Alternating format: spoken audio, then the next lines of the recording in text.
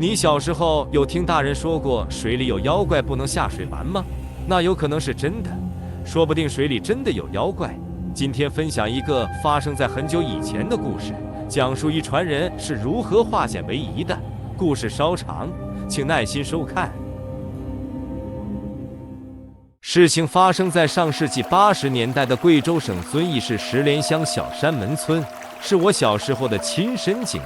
那年我被爸爸从市里送回老家去找奶奶，下了车赶到渡口时已经接近傍晚了。为了赶上船，爸爸一路都在催，但那时候我刚刚7岁，连续走了4、5里的山路，累得已经拖不动腿了。可爸爸身上背了好多烧给奶奶的东西，也没能力再照顾我了。而且如果不过江，这附近前不着村后不着店的也没地方住宿，所以那时虽然很累，也只能咬着牙跟着爸爸往渡口赶去。即使这样紧赶慢赶的，当赶到渡口时，最后一艘船也眼看着就要走了。其实那时候往我们村那个方向走的只有摆渡的小木船，而且这种小渡船一到了下午5点后就不再走了。那天我们赶上的最后一趟船已经坐得满满的了，还拉了许多的货，所以船家本来是不想再拉上我们的。其实这些船家都是出苦力赚钱的，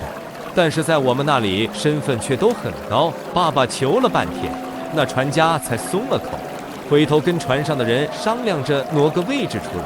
好在那些人都挺好说话的，也是船老大发了话，便做了个顺水人情。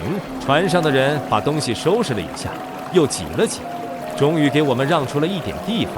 我记得我和爸爸那时坐在了一个靠近船尾的地方，木桨一摇，小船就开始顺江而下，朝着鹿湾方向开去了。我们要过的那条江是钱江，外面也有人叫做乌江，是我们贵州省最大的河。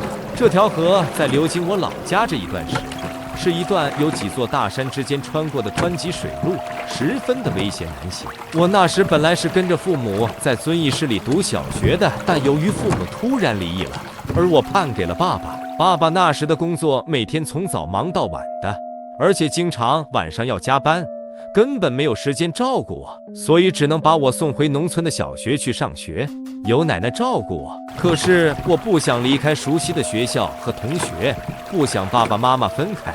为什么别的孩子都可以跟爸爸妈妈在一起，我像天底下所有的孩子一样，以为自己可以改变什么，但其实我们根本无力去改变大人的世界。周围人也许是看我可怜，也许是被我哭烦了，就开始埋怨我爸爸。不过那时候爸爸火气正盛，不但没有听，反而骂我骂得更凶了。其实长大以后我才理解爸爸那时为什么总是发脾气，他的心情那时肯定也是糟透了，因为爸爸总是太忙了，为了这个家脚步总是不停下，妈妈却跟一个别的叔叔好上了。等爸爸发现时，2个人把家都闹翻了，最终2个人离了婚，妈妈跟着那个叔叔走了。从那以后，爸爸几乎天天都会喝酒，一旦有不顺心的事就会发脾气，与之前几乎变了一个人。那天因为我的原因，爸爸竟然跟船上的几个人大吵了一架，几乎要动起手来。就在这时，那小渡船突然猛地一震，像是撞到了什么，一阵强烈的震动过后，船就停在了水中，任凭船家怎么划桨，也不再前进一步。船上的人当时都紧张了起来。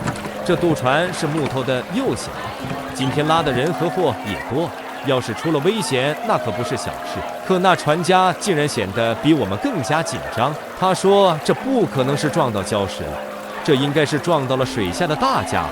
这么一说，大家就更紧张了。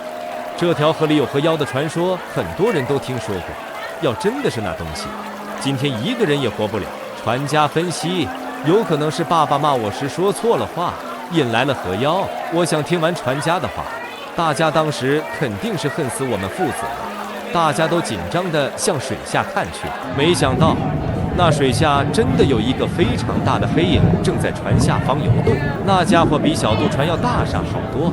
随着它的游动，整个小船都被它带动的在原地打转转，船上所有的人都被吓得说不出话来。终于几个胆子稍大的忍不住了，不能这样等死，追问船家有没有什么办法脱困。想那船家似乎也没有什么好的办法了，一个箭步踏上了船头，就跪了下来，咚咚咚的磕着头。可纳河妖显然对船家这武士道面前许牛羊的招数并不买账，突然的上浮，把小渡船一下子顶起来了4、5米高，眼看着就翻，大家都被抛在了半空，连声尖叫。小船随着河妖的下潜又猛地落了下来，这一落把水面砸起了高高的水花，船上也溅进来了很多水，吃水线压得更厉害。船家看着那河妖要是再来一次渡船肯定就翻了，赶紧朝着众人喊，让大家把带来的东西都拿出来。当时坐船的有许多人都是在县城上刚才买回来的，还真的带了些猪肉、鸡蛋和酒什么的。船家让大家把这些东西都扔进河里去。据说那河妖既然出来了，不吃掉些贡品是绝对不会轻易回去的。当时人们生活水平并不高，攒了好久的钱才能买上一点东西改善生活，确实是不太舍得。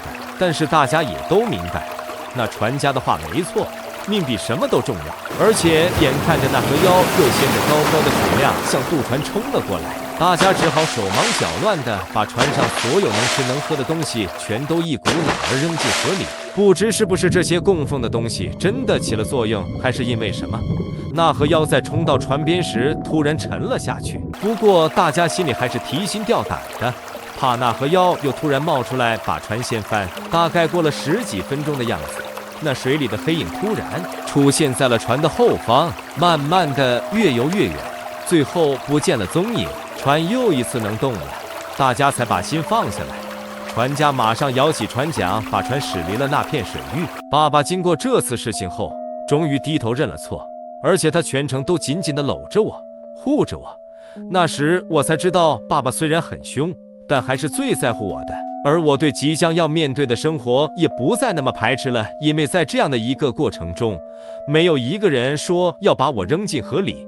比起城里人的冷漠，这里的人更让我觉得温暖。